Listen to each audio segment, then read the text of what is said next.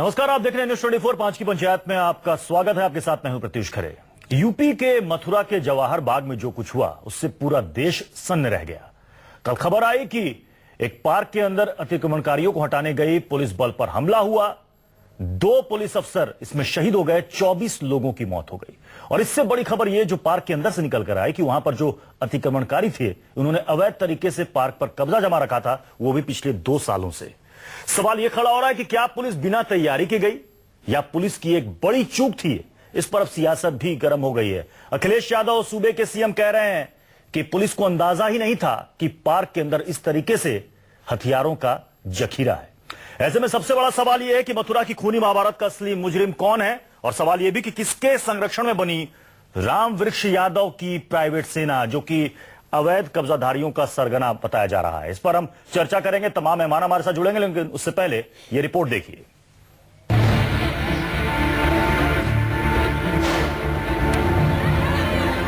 मथुरा में जमीन पर कब्जे को लेकर खूनी जंग में 24 लोगों की जान चली गई। पुलिस वालों और फर्जी सत्याग्रहियों के बीच बवाल इतना बढ़ा कि मौके पर लाशों के ढेर लग गए।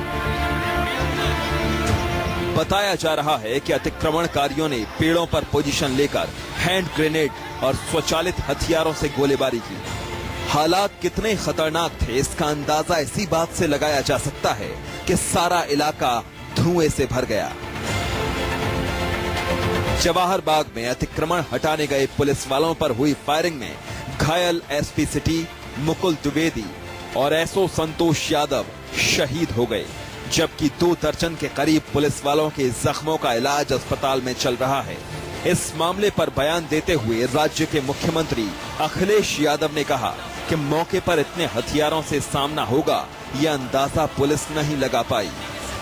जिस समय पुलिस गई और पुलिस ने वार्निंग दी और रेकी करने के समय ही तो जानकारी में पुलिस और प्रशासन की नहीं था कि अंदर कितना आम एमुनिशन था। अब जो जानकारी सामने आ रही है वो विस्तार से आ जाएगी कि कितने कट्टे थे, राइफल थी या किस तरह का बारूद का सामान था। करीब 250 एकड़ में फैले जवाहर बाग के भीतर भारी तादाद में हथियार मिले हैं। ऐसे में सवाल उठ रहे हैं कि आखिर उपद्रवियों में हथियारों के दम पर कानून को चुनौती देने की ताकत कहां से आई। वो 2 साल तक जबरन पार्क पर कब्जा करके कैसे बैठे रहे, और जिस सूबे में पुलिस महफूज नहीं वहां आम जनता का क्या होगा। 5 की पंचायत में आज सबसे अहम सवाल यही है, मथुरा की खूनी महाभारत का असली मुजरिम कौन है, किसके संरक्षण में बनी राम वृक्ष की प्राइवेट सेना। हमारे साथ कुछ खास मेहमान जुड़ चुके हैं। हमारे साथ हैं तनवीर जाफर अली साहब, पूर्व कमिश्नर है उत्तर प्रदेश के, विजय सोनकर शास्त्री जी स्पोक्स पर्सन है बीजेपी के, राजकुमार भाटी साहब जो कि फॉर्मर कैंडिडेट दादरी के रह चुके हैं समाजवादी पार्टी से, और चरण सिंह सेवादार जो कि प्रभारी हैं जय गुरुदेव आश्रम के। इन सबसे चर्चा की शुरुआत करूं उससे पहले देखते हैं 5 की पंचायत का पहला सवाल। मथुरा की खूनी महाभारत का असली मुजरिम कौन है? राजकुमार भाटी जी, ये जो सब कुछ हुआ जिसमें 24 लोगों की मौत हो गई, 2 हमारे पुलिस के अफसर शहीद हो गए, जिम्मेदार कौन है इसके पीछे? देखिए, जो हुआ बहुत दुखद है, इस पे चिंता व्यक्त की जानी चाहिए। लेकिन पुलिस जो बेहतर से बेहतर कर सकती थी, पुलिस इसके अलावा और क्या कर सकती थी? पुलिस ने बहुत धैर्य से अनुशासन में रहते हुए, कानून के दायरे में रहते हुए कार्रवाई की। अब ये कौन कह सकता है कि सत्संग के नाम पर या धार्मिक कार्यकर्ताओं के नाम पर वहाँ आतंकवादी बैठे होंगे और उनके पास इतने खतरनाक हथियार होंगे, AK-47 होंगे, हैंड ग्रेनेड हो गए। कौन अंदाजा लगा सकता है कि पुलिस को अंदाजा ही नहीं था कि अप्रत्याशित हमला हुआ और उसमें इस तरह की घटना होगी, दुखद घटना। नहीं, ये कहा नहीं जा सकता राजकुमार भाटी जी की ये पुलिस को अंदाजा नहीं था, क्योंकि पुलिस यहाँ पर रिहर्सल के लिए गई थी, क्योंकि पुलिस कल ही पुलिस को वहां से हटाना नहीं था, पुलिस से देखने गई थी। आप कहें ना कहें, सच यही है, पुलिस रेकी करने गई थी। हाईकोर्ट के आदेश थे, इनको अप्रैल के पहले सप्ताह में नोटिस दिया गया था इसे खाली करने के लिए जवाहर बाग को, और काफी दिन से प्रयास किए जा रहे थे।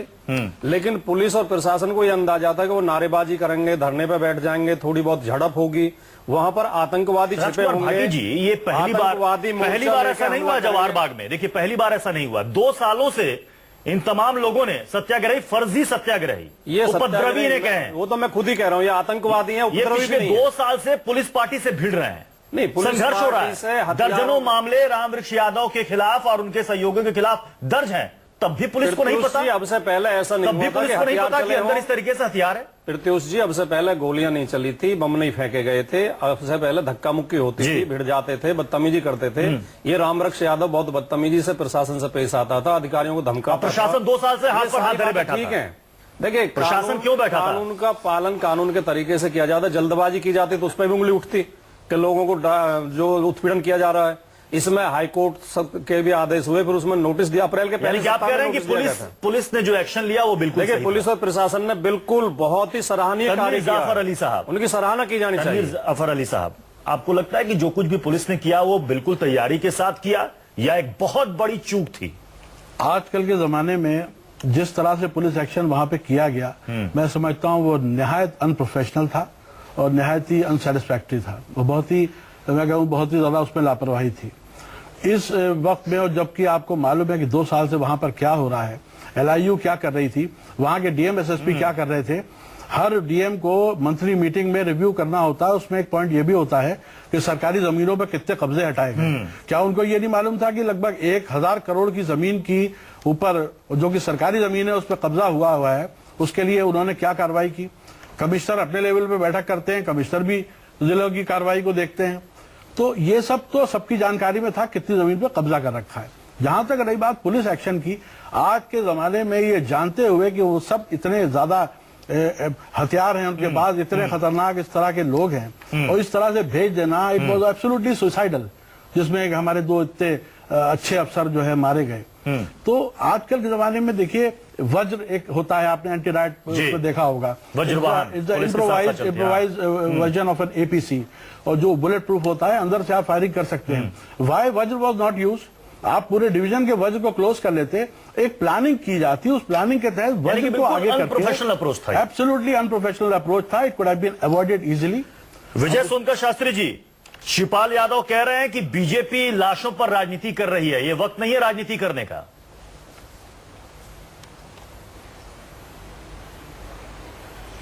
देखिए प्रत्युष जी, आपने बहुत महत्वपूर्ण ये क्वेश्चन उठाया कि असली अपराधी कौन है और इसको संरक्षण किसका था, ये प्रश्न है।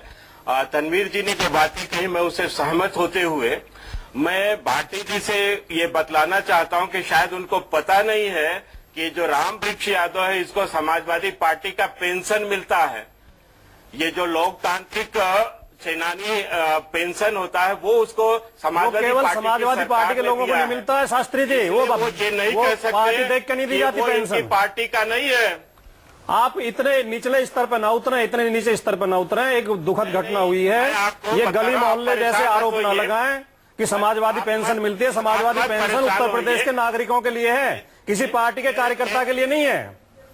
मैं आपको सही जानकारी दे दूं। फेल हो रही है, आपकी सरकार अकर्मण्य हो गई है, आपकी सरकार में कोई इस समय उत्तर प्रदेश में लॉ एंड ऑर्डर नहीं रह गया आपकी सरकार में, आप उसको कैसे छिपा सकते हैं? ये तो रटे रटाए बात आपको बोलना बनता है, आप राजनीति करते हैं, आपको बोलना चाहिए। पर जिसको समाजवादी पार्टी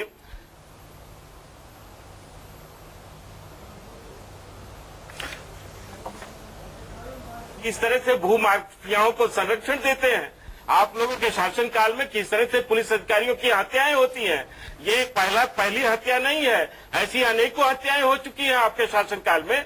इसलिए आप घबराइए नहीं, पूरी बात सुनने की आपकी सरकार में हरियाणा में अभी क्या हुआ, कोई ज्यादा दिन नहीं हुए। बल्कि मैं आपको रामपाल के साथ सरकार में ऐसे आरोप मत लगाइए। आपके सरकार सरकारी जमीन खाली करा रही है, संरक्षण नहीं दे रही है। सरकार ने सख्ती के साथ आदेश दिए हैं, सरकारी जमीन खाली होनी चाहिए, चाहे कितना ही बड़ा कोई माफिया है, उसके खिलाफ कार्रवाई होनी चाहिए। यहाँ मथुरा सरकार ने बलिदान दिया है, सरकार ने इसमें कुर्बानी दी है पुलिस ने। बात करिए आप चर्चा से चलिए, हमारे साथ चरण सिंह सेवादार जी भी हैं, प्रभारी हैं जय गुरुदेव आश्रम के। चरण सिंह सेवादार जी, हरियाणा का हिसाब, चरण सिंह सेवादार जी, जरा रामवृक्ष यादव पर प्रकाश डालिए, जरा उनका इतिहास भूगोल बताइए कि कौन है ये रामवृक्ष यादव, समाजवादी जो कि इस पूरे मामले के पीछे सरगना बताया जा रहा है, जिसने कर रहे हैं। उस पूरे पार्क में अवैध कब्जा कर रखा था पिछले 2 सालों से।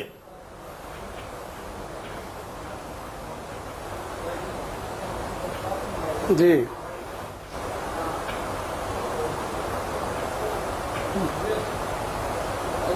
चरण सिंह सेवादार जी, रामवृक्ष यादव के बारे में बताइए। बीजेपी कह रही है कि समाजवादी पार्टी का संरक्षण प्राप्त है उसे।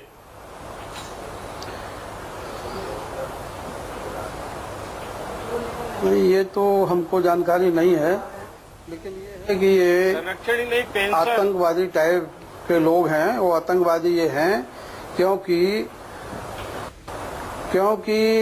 2011 में जून के महीने में दिल्ली की तरफ से 10-12 गाड़ियों के साथ एक काफिला आया, जय गुरुदेव पेट्रोल पंप पर आकर के रुका और बोले कि 1 रुपए में 40 लीटर पेट्रोल और 60 लीटर डीजल इसमें फटाफट भरवा दीजिएगा। वहाँ के कर्मचारियों ने जब देने से मना किया तो गाली गलौज और बाबा जी के प्रति अपमानजनक शब्दों का जब इस्तेमाल किया तो वहाँ खाना बना रहे एक सेवक रवि सुरेश, जो सामने आग जल रही थी, तो उन्होंने कहा कि भाई हम बाबा जी को जो आप गाली दे रहे हैं ये अच्छी बात नहीं है। तो आग उठा करके उसके ऊपर डाल दी, जिससे उसका पूरा ये हाथ जल गया। तुरंत इसकी खबर थाना हाईवे में की गई जी और FIR भी दर्ज हुई। चरण सिंह जी, आपने एक मामला यहाँ पर बताया, और रामवृक्ष यादव के ऊपर दर्जनों मामले दर्ज हैं। जी हाँ, आपको लगता है कि किसी भी मामले में पुलिस ने सख्ती बरती रामवृक्ष पर? जी हाँ जी। यहाँ से तो उनको खदेड़ के बाहर किया, हमारे यहाँ से पेट्रोल पंप से, क्योंकि उनका इरादा था कि इसमें आग भी लगा दें। और ये आतंकवादी खदेड़ करके फरे से बाहर निकाल दिया, जिला बदर भी कर दिया। तो फिर आकर के ये वहाँ आकर के जवाहर बाग में अपने पूरे लाव लश्कर को लेकर के और वहाँ आ गए। तो वहाँ मारपीट आए दिन इनका यही रहा। पुलिस अधिकारियों को, कर्मचारियों को, बाग में रह रहे लोगों को भी तो लेकिन इसके खिलाफ कभी कोई सख्त कार्रवाई नहीं हुई। राजकुमार भाटी जी, देखिए, ये बता रहे हैं रामवृक्ष यादव के बारे में कि रामवृक्ष यादव का इतिहास कितना दागदार रहा है, कई सारे मामले दर्ज हैं, पुलिस ने कभी सख्त कार्रवाई नहीं की। और आज उसका नतीजा देखिए कि उसने इतने बड़ी वारदात को अंजाम दिया है। नहीं, वो खुद बता रहे हैं अभी के उसके खिलाफ जिला बदर की भी कार्रवाई की गई, मुकदमे भी दर्ज किए गए, गिरफ्तार भी किया गया और उसके खिलाफ तमाम तरह की कार्रवाइयां की गई जो कानून के तहत हो सकती थी। आप खुद ही कह रहे हैं कि 20 मुकदमे दर्ज हैं, तो पुलिस ने तो कार्रवाई की है। पुलिस का या सरकार का कोई संरक्षण रामवृक्ष को नहीं है जी। और वो किरण रिजिजू ये कह रहे हैं कि इसमें साफ तौर पर यूपी सरकार और पुलिस की एक बड़ी चूक है। देश के केंद्रीय गृह राज्य मंत्री जानता है, वो ये कह रहे हैं, पूरा प्रशासन जानता है कि रामवृक्ष यादव को समाजवादी पार्टी का संरक्षण है। देखिए, ये तो बेबुनियाद बात है जिसका कोई आधार नहीं है। आप कुछ भी कहें, ये तो बेवजह के आरोप हैं। तो ये बात भी गलत नहीं है। आप बताओ राजकुमार भाटी जी, क्या आपका नेता ये नहीं कहता कि चोरी कर लो, डकैती मत करो? मुझे आपसे ये उम्मीद नहीं है शास्त्री जी, आप इस तरह के, आप अच्छे प्रवक्ता है भारतीय जनता पार्टी के, तो इस तरह बातें करिए, इस तरहहीन बातें मत करिए। चैनल पे बैठ के आप इधर उधर, अब आपके नेता क्या क्या कहते हैं मैं गिनवाने लगूं क्या? तो आपको आपके नेता क्या क्या कहते हैं? आपका नेता आपके नरेंद्र मोदी क्या क्या कहते हैं मैं गिनवाऊं क्या? आप नेता पर नहीं, लेकिन ये बहस आज इसमें नहीं है, चर्चा इसमें नहीं है, चर्चा मथुरा की घटना पे है। जैसा व्यक्ति जिसको संरक्षण दिया गया है आपने, आपको ये बताना पड़ेगा। लेकिन राजकुमार भाटी जी, लेकिन ये कहकर कोई पल्ला नहीं झाड़ सकता कि इसके लिए कोई जिम्मेदार नहीं। धार्मिक माफिया राजकुमार भाटी जी, ये कहकर कोई भी पल्ला नहीं झाड़ सकता कि इसके लिए कोई जिम्मेदार नहीं है। कौन सा धार्मिक जिम्मेदार है? आप इसके क्यों नहीं मानते कि एक बहुत बड़ी चूक है? एक अभी जफर साहब ने एक सवाल उठाया कि पुलिस की चूक थी, प्रोफेशनल नहीं थी पुलिस। पुलिस वहां भिड़ने नहीं गई थी, पुलिस कोई हमला करने नहीं गई थी, पुलिस खाली कराने नहीं गई थी, पुलिस खाली रेकी करने गई थी। ठीक है। और पुलिस को यह अंदाजा कतई नहीं था किसको हो सकता है कि पेड़ों में हथियार लिए लोग बैठे होंगे। पुलिस और महानिरीक्षक का बयान है एच.आर. शर्मा का, वो कह रहे हैं कि पार्क में 3000 अतिक्रमणकारी मौजूद थे। पुलिस को इसकी जानकारी थी, 3000 अतिक्रमणकारी हैं, पुलिस को इसकी जानकारी है। और जब पुलिस अंदर घुसती है तो पहले उस पत्थर फेंके जाते हैं, फिर फायरिंग होती है, हैंड ग्रेनेड का इस्तेमाल होता है, गैस सिलेंडर में ब्लास्ट किया जाता है। इतना सारा हथियारों का जखीरा है और पुलिस को पता ही नहीं। मथुरा मेन टाउन के अंदर इतना बड़ा पार्क, मथुरा शहर का सबसे बड़ा पार्क, उसके अंदर 2 सालों से अतिक्रमणकारी वहां पर अवैध कब्जा किए हुए हैं। कई बार पुलिस बल पर हमला किया हुआ है। उसके बावजूद पुलिस कह रही है कि साहब ये सत्संगी, हमें तो पता ही नहीं था कि यहां पर हथियार है। कौन विश्वास करेगा इस बात पर? नहीं, वहाँ हथियार कितने इकट्ठे थे, कितने खतरनाक थे, इसकी सही सूचना नहीं थी, इसे चूक कह सकते हैं। मैं मान रहा हूँ, बिल्कुल आपकी बात सही है, सब पता होते लेकिन जो सर ने सवाल उठाया कि वज्रवाहन लेकर जाना चाहिए था, असल में पुलिस हमला करने गई नहीं थी, पुलिस भिड़ने के लिए नहीं गई थी। वो जब अगले दिन जाते रेकी करने गए थे तो हो सकता है वज्रवाहन लेके ही जाते और तैयारी के साथ जाते, हमला करने जाती लेकिन है। इन्होंने वो रेकी करने में भी पेड़ों पे खड़े, पेड़ों पे छिप के उनके ऊपर ग्रेनेड फेंके और AK-47 से फायर किए। आखिरी कमेंट तनवीर, देखिए समय की कमी इसलिए हमें चर्चा को जल्द समाप्त करना पड़ेगा। आखिरी कमेंट में तनवीर साहब से चाहूंगा। ये देखिए बार-बार भाटी साहब कह रहे हैं कि पुलिस की भूमिका पर कोई सवाल करने गई थी। देखिए, आप एक राजनीतिक पार्टी के प्रवक्ता हैं, आप अपनी तरह से बोल रहे हैं, हर राजनीतिक पार्टी वाला अपनी तरह से बोल रहा है, लेकिन सवाल यह है कि पुलिस ऑफिसर्स को एक पुलिस ऑफिसर की तरह बिहेव करना चाहिए। उन्हें जानना चाहिए कि आजकल के जमाने में क्या क्या हथियार, किस तरह के लोग हैं उनके पास, उनको फुल्ली प्रिपेयर्ड होकर जाना चाहिए था। बिल्कुल। आजकल एक बात तो साफ है, अगर पुलिस तैयारी के साथ जाती तो आज ये घटना नहीं होती। हमारे 2 पुलिस के अफसर शहीद नहीं होते, 24 लोगों की जान ना गई होती। आप सभी मेहमानों का बहुत बहुत शुक्रिया। समय की कमी इसलिए 5 की पंचायत को वहीं पर समाप्त करना पड़ेगा। एक छोटा सा ब्रेक, लेकिन ब्रेक में जाने से पहले आपको बता दें कि आपका चैनल आज रात 10 बजे आपके लिए एक नया शो लेकर आ रहा है।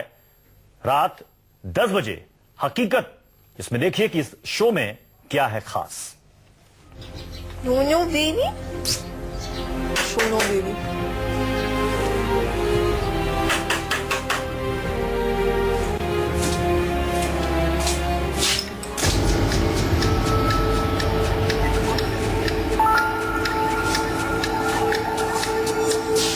क्या बात है बेबी, बहुत अच्छी लग रही हो। Thank you. कहाँ गई थी? कहीं नहीं गई थी। कहीं तो गई थी। नहीं, कहीं नहीं गई थी। बताओ ना। अरे कहीं नहीं गई थी यार, ये सब मत करो प्लीज। अच्छा सुनो मेरी बात बोलो। सुनाई दे रहा है मुझे। ये सब मत करो, बोल दिया ना यार, समझ में नहीं आता।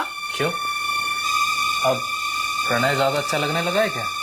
हाँ, ये अपनी घटिया सोचना अपने पास रखो, समझ आई? मैं तुम्हारे बिना नहीं रह सकता हूँ बस। और रियली, अगर मेरे बिना नहीं रह सकते तो मुझसे शादी कर लो अभी, इसी वक्त। शादी कर लेंगे, इतनी जल्दी क्या है? जल्दी नहीं है, शादी नहीं करेंगे and you know that you are using me only. बकवास बंद करो। बकवास नहीं है, ये सच्चाई है। क्या बोल रही हो? इधर आओ, मेरी बात सुनो।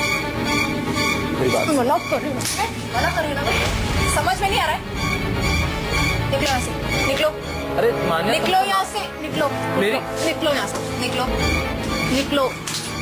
मेरी Go out.